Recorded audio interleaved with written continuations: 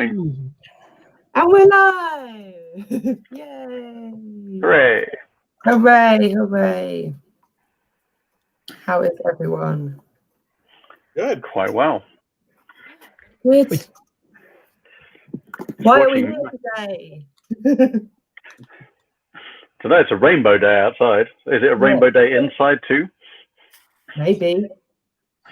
Bridges of rainbows and all sorts of things. Who knows? But we are here to celebrate the launch of our Marvel books. So the first two Marvel Prose novels have come out into the wilds of the USA today, and also globally ebooks are available of them as well. Yay! Wonderful news. Hello, Catherine is in chat. She says hello to everyone. Let's just do a quick intro for anyone new watching. We'll start with Nick and we'll go around. Come back to me at the end. Oh, hi. As you can see from my name is Nick. I'm Aconite's publishing coordinator, which means I do the design for the inside and the outside of books and commission the cover art and stuff like that. Excellent. Richard, you're new to our chats. Who are you? I'm Richard Lee Byers. I'm a fantasy and horror writer, and I wrote the first Marvel Legends of Asgard novel to come out, which is The Head of Mimir. Yeah. See it floating across the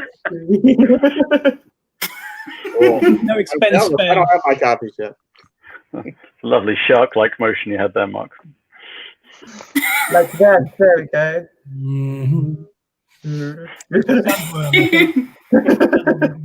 Mark, who are you? I'm Mark, the publisher. Do you like my earrings? We should also show off this fine beauty as well. We're returning to both of those. So I'm the publisher. I make and made and will continue to make all this happen. It's all my fault, except when I'm looking at it. Except when it's not my fault and it's one of you.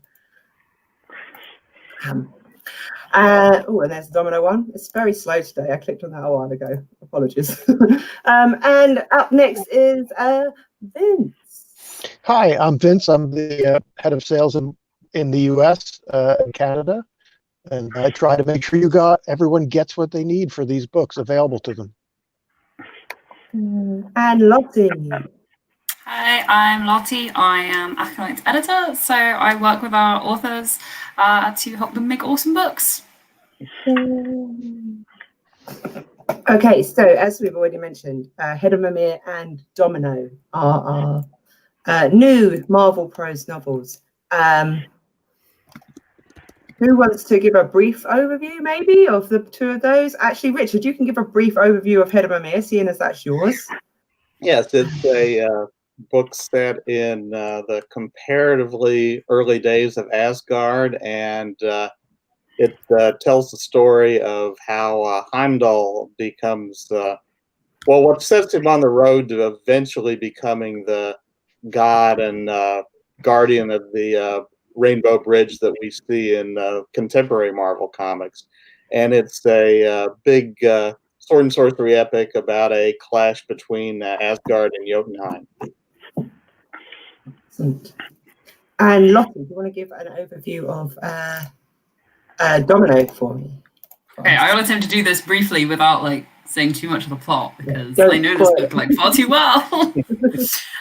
So it's a modern sort of comic book action thriller with Domino, and her job is to infiltrate a sort of con man's cult to rescue a pair of twins at the request of their mother.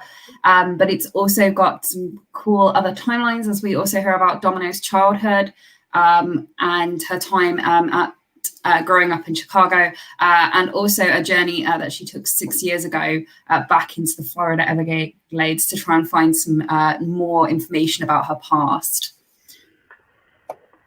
Excellent.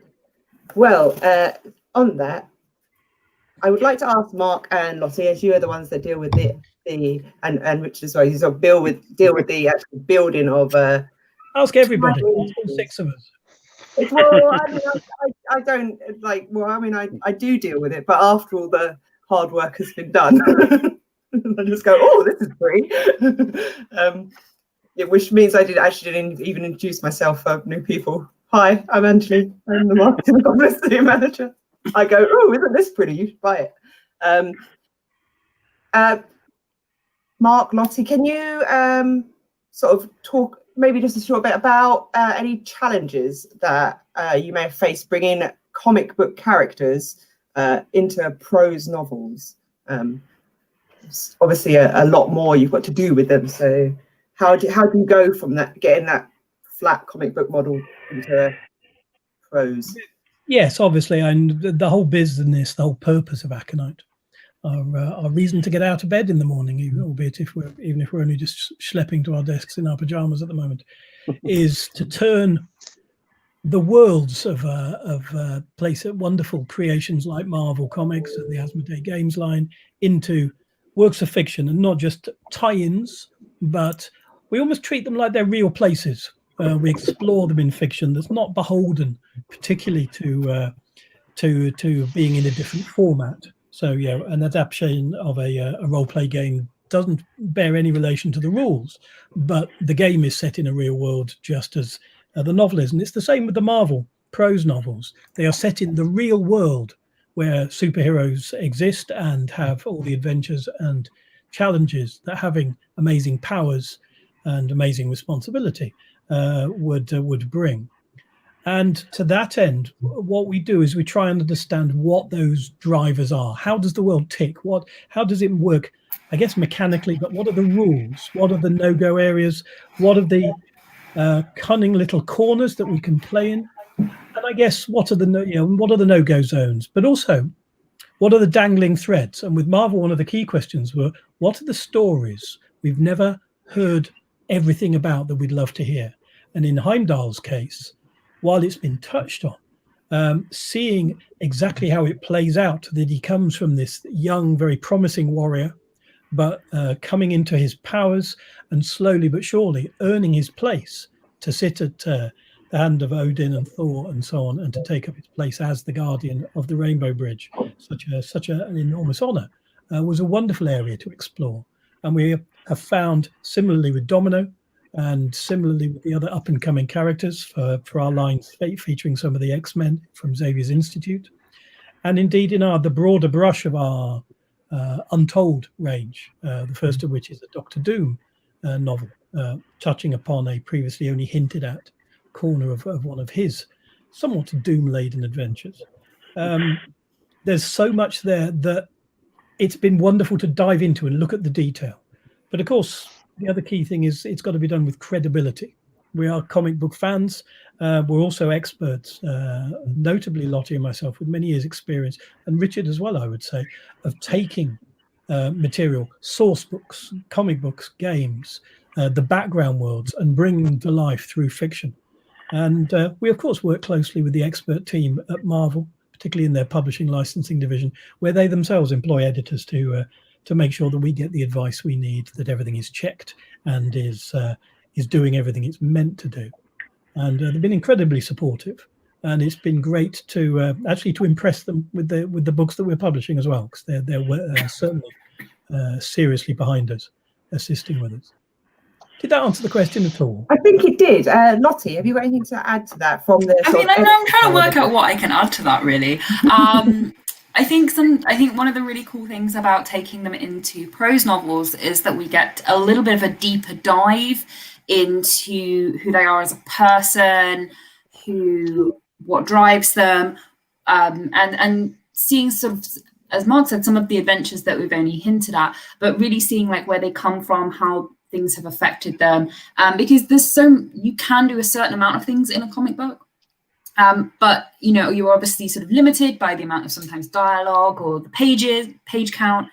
And so, being able to go into like an 80 or 86,000 word novel, we really get a little bit of a deeper dive into these characters, and we can do slightly different things with them than you can in a comic book. So it's a really cool, different medium to get to explore them in.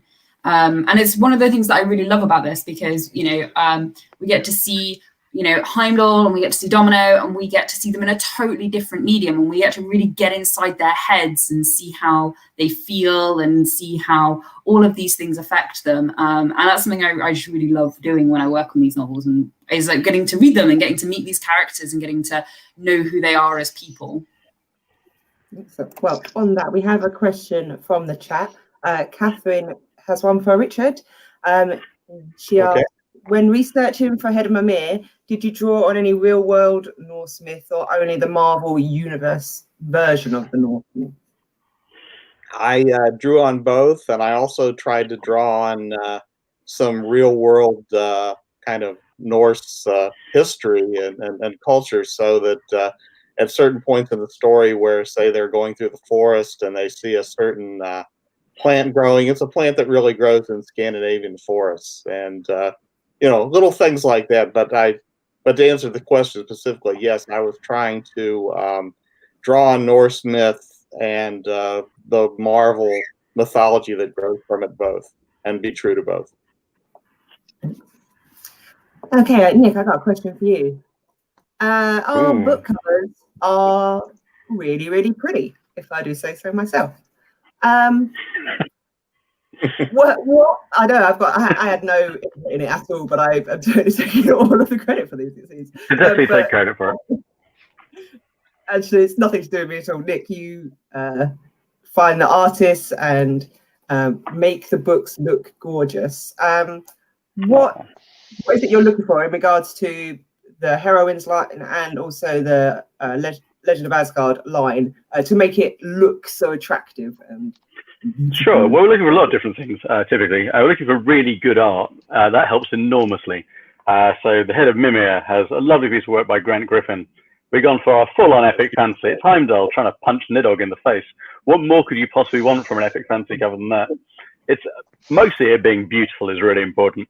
It's important for the Legends of Asgard that they reflect the huge, epic, heroic stories. They should be heroic fantasy covers with monsters and men on. Or women, we'll see how we go. Gigantic, huge, punching Viking heroes. That's what you want more than anything else. The other thing that's very striking, appealing, well, to jump out on the shelf as well. I know we don't really show the spines off very much, which is sad because Mark and I spend more time than you would imagine talking about how pretty spines are. It's one of the nice things about working in books. You can say things like that without them saying super creepy. Somewhat creepy, but not super creepy. Yeah, I love that epic fantasy style. But for the heroines, we went for something very different. We got Joey Hi-Fi to some highly stylized backgrounds with lovely photorealistic characters. There's the heroines line, like Domino, are the most amazing characters from the Marvel's range. And the stories are about that character. So we have the character front and center, huge, semi-photorealistic, looking kind of awesome all the way around with such a gorgeous background. You'll certainly notice in Domino's cover, which we might have somewhere. Or is it behind us now? I don't know where it's gone. Throw me a cover, Angeli. That's the thing. Lovely stained glass with lots of details and elements from Domino's life. Lots of which is in the story. Sorry? Mostly guns and bullets. Well, and it's knives. a life, isn't it? And knives. Yeah, yes, True. Don't forget the knives. There's a church, a knife, and a gun. And that's life in a nutshell on a small book cover, really. We feel that the covers show off the kind of style of novels that they are. They're full adventurous fiction, and they're quite beautiful. We're very happy with our artists. We also have the challenge of we are running 4 separate strands: the Legends of Asgard and Heroines, the first 2 out of the gate, with Untold and with the Xavier's Institute books to follow. And while they are going to look similar, spine out with the Marvel tags and the Aconite logo, even then we wanted them to strand into different color mixes. So you'll see the earth tones of Asgard, the much brighter, almost fluorescence and spot colors of Heroines, and the others follow their own path, as you will see very shortly. Almost certainly shown off in more of these sort of chats. But also, we decided not to make them look like comic books in the traditional sense, because these are stories from, again, the real world of Marvel, as it were, the real streets of New York and the real plains of the 10 realms, where our heroes live, breathe, fight, die. And it was important to give that slightly more rounded feel, so they stood alone. and actually to make them look really gorgeous so people pick them up. In pure marketing sense, the moment someone has picked a book up off the cover, off the table at the front of Barnes and Noble, or has spotted it in a great swathe of Amazon sponsored products or whatever, or people also bought, that's a good half the job won, on the path to sales. I know Vince would be particularly happy if we could persuade more people to pick them up. As would the rest of us, to be honest. Yes.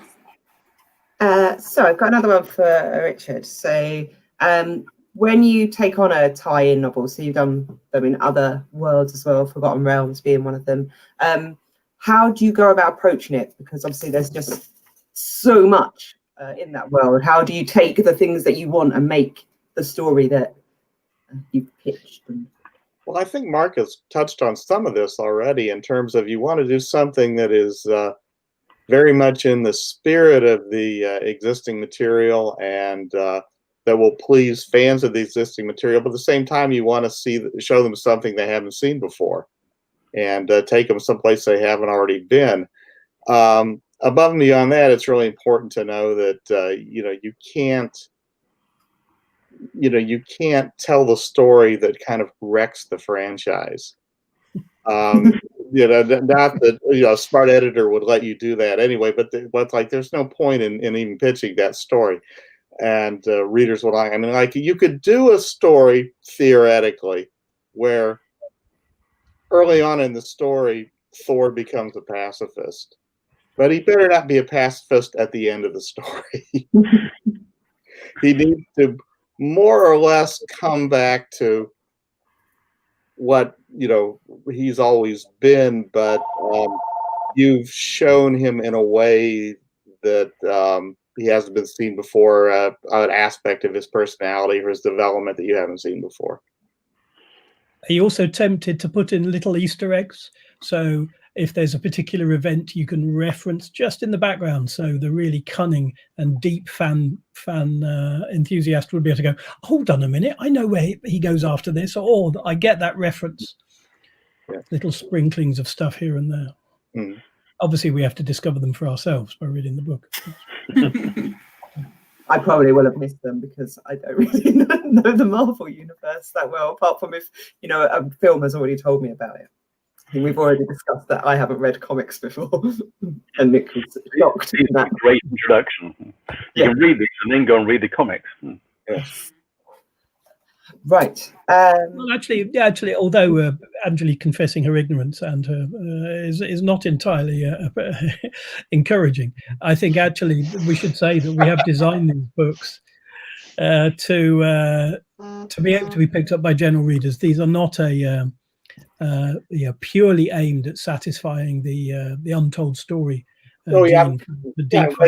I'm glad you said that, because I didn't think to add that to my answer. But I try to always write these books in a way that will please the existing fans, but also you don't need to have prior exposure to the material to follow what's going on and enjoy it. I think that's really important. I don't think it's ignorance either. I think it's purity. I'm coming in with a fresh, open mind at the worlds that you are creating for me, and I can enjoy them in all of their wonderfulness because I haven't got other lore in there ruining the story. It's good to represent the innocent general reader in this. Exactly. We should probably start out some comic reading lists to accompany these books, really. Best Legends of Asgard comics to go and read after having read Head of Mimir. Yes. Several blog posts. You have to finish the book, and at the end there's a clue, and then you can unlock it. That might be fun. Okay, so Kathleen has got one for Mark now. How does the Aconite verse tie in with other Marvel prose fiction? Is it concurrent or its own verse? Obviously, as well as Marvel prose fiction, which is mostly, as I understand it, been novelizations of key events, particularly movie tie-ins. So while they've gone into more detail about a particular storyline, they're very much almost fixed in that specific pre-existing Marvel universe. We like to think of ours as being a neighboring bit of the multiverse. They call the core Marvel multiverse, and there are several of them, and when they particularly strange variants, they stretch out into infinity. They call it Earth 616, and we talk about ours as being Earth 618, the next door neighbor. A lot of it picks up from existing cues. But if, for example, we're telling a story about, for example, here Domino, and we have a story about Rogue, a much younger character in our portrayal, there will be certain key beats that we want to hit because they are things that have always happened to Domino or always happened to Rogue or indeed to Heimdall or Thor. But they may not necessarily happen at the same time or in the same order in our particular version. We try not to change things, but if the story becomes more dramatic or more engaging or emotionally fulfilling, we do reserve the right to fiddle, always with the approval of the lovely Marvel gang, of course. But it is different telling a story through comic books, as Lottie said, compared to in prose fiction, where you can see inside the character quite a lot more, particularly if it's a first-person narrative, as it is in some of our books. So, I was excited to see Catherine. Oh, sorry. I was excited to see Catherine refer to the Aconite verse, which in my head is the interlinked universe of all of our novels across all of the strands, which is complicated and wondrous. Gives us headaches. It's going to be challenging to persuade Marvel and Arkham Horror to join up. At least there's a game or a comic book or movie license waiting to happen. But it's perfectly with possible worlds. Lottie and I have already discussed the possibility that all of the Aconite books are going to be interlinked through tiny Easter eggs at one point or another. Also coming out today, not just our Marvel novels, but we have our first Descent novel, which is The Doom of Follow Her by Robbie McNiven, who I will be talking to on Friday on Facebook. The two of us will be doing just a little chat about his book, finding out what's going on, what he's doing with himself as well. And also, we have our first L5R book, Curse of Honor, which has had rave reviews from advanced reading copies from David Annandale. And I'm very excited for this one. I haven't read this one yet. This is next on my list. It's on the pile. I'm excited. Now is like the best time of year to read it as well, because it's got like spooky vibes and we're in like that nice autumn spooky totally time. how I found it. Yeah, good Halloween reading. Yeah, well, definitely. The Descent book, because there's certainly various things rising from the dead on the front cover. Yeah. Yes. Sure. Both good spooky Halloween reads. Magic is always the bad magic. Very much so. Well, and it's in some ways very similar books, in other ways completely contrasting. Descent is like the first best game of D&D you ever played, both the game and the novel. And the novel obviously goes quite a bit deeper into the background and the underlying plots of the storyline of Descent, but it's absolutely cracking core medieval tinged fantasy. All the best bits of fantasy with none of the excess fat. But with I think some of the reviewers have been a little surprised about how deep and emotional it is. It is a journey for all the characters, and it's not without heartbreak and angst and personal challenges, set against the background of a fantasy world that's starting to smolder around the edges, if not catch fire completely. And then Legend of the Five Rings and Curse of Honor, of course. Legend of the Five Rings is one of those worlds with a deep background. It's been explored as a game world for close on 25 years and has been explored in fiction before now. It's also been ongoing as a role-playing line and as a living card game and a whole bunch of battle games, and there's bound to be more iterations of it to come. And that depth of lore doesn't weigh heavy on it, because what it's done is it's created an incredibly detailed world. The fact it's also obviously a fantasy take on Japan and to a lesser extent Chinese and Korean myths, with added magic, dragons, undead, and so on, and spirits and ghosts, as you might expect from the source material. But it's also about a deep emotional journey, in this case about someone, or indeed everyone, whose lives are bound up in the concept of honor, and indeed the burdens it brings, hence the title Curse of Honor, as it's known. It does what it says on the tin.